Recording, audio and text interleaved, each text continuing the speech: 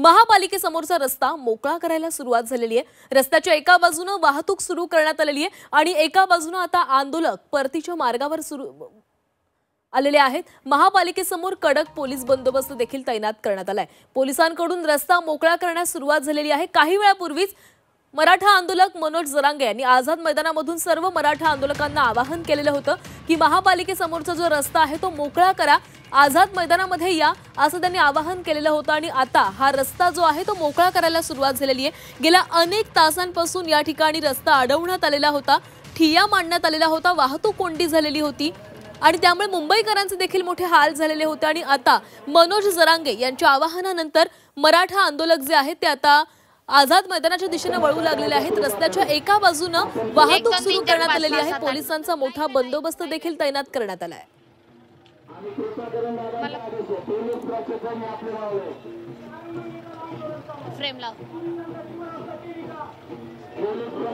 रस्त्याच्या एका बाजूने वाहतूक सुरू करण्यात आलेली आहे। काही तास गेल्या अनेक तासांपासून ही वाहतूक थांबलेली होती, वाहतूक ठप्प झालेली होती कारण मराठा आंदोलकांनी संपूर्ण रस्ता अडवलेला होता, ठिय्या मांडलेला होता। जोवर सरकार आपल्याला मागण्या पूर्ण करत नाही, सोयी सुविधा देत नाही, तोवर आपण इथून हलणार नाही अशी भूमिका या आंदोलनकर्त्यांनी घेतलेली होती। मात्र काही वेळापूर्वीच मनोज जरांगे पाटील यांनी आवाहन केल्यानंतर आता मराठा आंदोलकांनी हा रस्ता मोकळा करायला सुरुवात केलेली आहे। आणि या संदर्भात आपण बोलणार आहोत। आमचे प्रतिनिधी मनश्री पाठक आपल्यासोबत आहेत। मनश्री, काही तासांपूर्वी हा रस्ता पूर्णपणे या ठिकाणी ठिय्या मांडलेला होता, अडवण्यात आलेला होता, मात्र जरांगेंच्या आवाहनानंतर आता रस्ता मोकळा करण्यास सुरुवात झाल्याचे दिसते।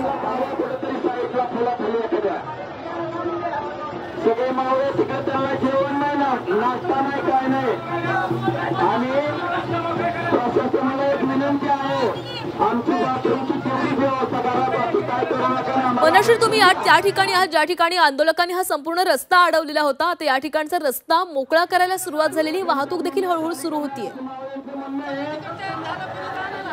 आपण थेटपणे दृश्य बघूयात की कशा पद्धतीची ही दृश्य आहेत। सध्या सीएसटीच्या चौकात ज्या गाड्या अडवल्या गेल्या होत्या, मग बेस्ट बसेस असतील किंवा इतर ज्या अत्यावश्यक सोयीसुविधांची जी वाहनं आहेत, ॲम्ब्युलन्स असतील, यांना वाट मोकळी करून दिलेली आहे।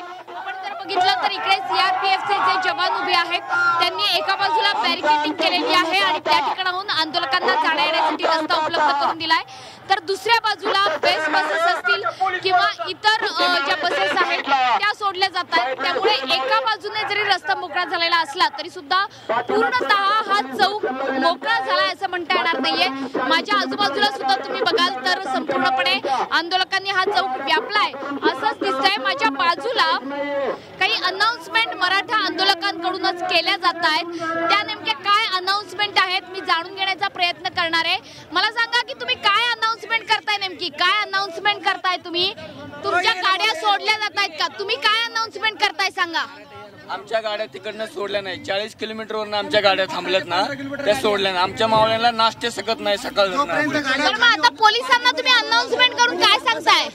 आमची बाथरूमची सोय नाही आमच्या मावळ्यांची, पोलीस प्रशासनानं शासनानं एकंदरीतच इथे जी पुन्हा एकदा गर्दी व्हायला सुरुवात झाली आहे।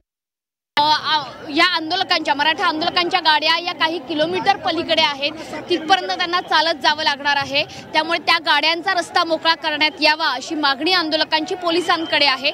पोलीस नेमकी काय भूमिका घेत आहेत हे आपण बघूयात। मात्र सध्याच्या घडीला सीएसटीच्या चौकामध्ये जी परिस्थिती काही वेळापूर्वी होती, जी गर्दी होती काही वेळापूर्वी, ती थोड्याफार प्रमाणात आपल्याला कमी झालेली दिसते आहे।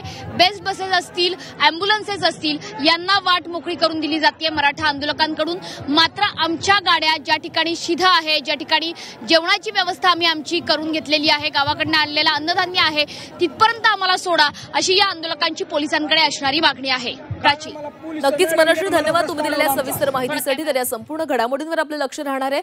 आता या ठिकाणची जी गर्दी होती ती काहीशी कमी झालेली आहे, मराठा आंदोलक आता परत वळू लागलेले आहेत। मनोज जरांगे यांनी काही वेळापूर्वीच या मराठा आंदोलकांना आवाहन केलेलं होतं की त्या ठिकाणी गर्दी करू नका, आपल्यामुळे कुणाचाही हाल होता कामा नये, सर्वसामान्य मुंबईकरांना याचा त्रास नको, म्हणूनच तुम्ही परत या आझाद मैदानावर या असं आवाहन जरांगेंनी केलेलं होतं।